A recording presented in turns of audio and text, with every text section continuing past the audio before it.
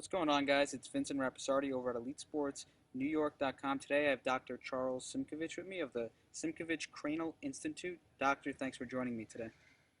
Well, thanks for having me. I appreciate it.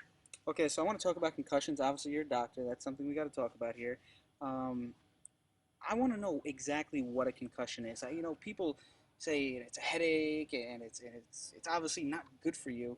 But what is a concussion, and what are the side effects, and how does it affect someone long term trying to live a healthy life?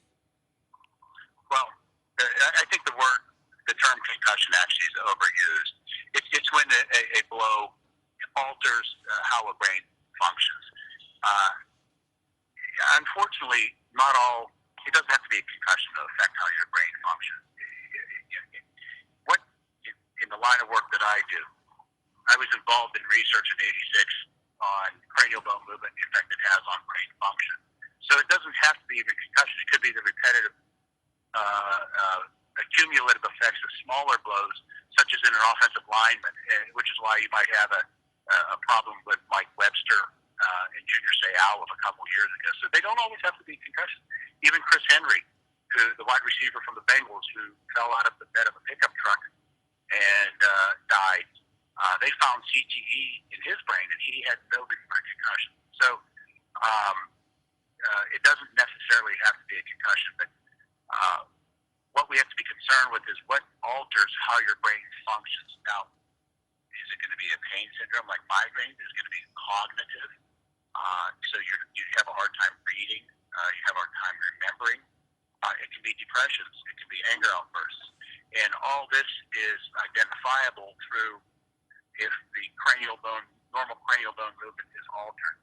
We have cranial bone movement similar. There's an intrinsic movement of the cranial bone similar to your heart beating. And the heart beating has a job where it pumps the blood through the body.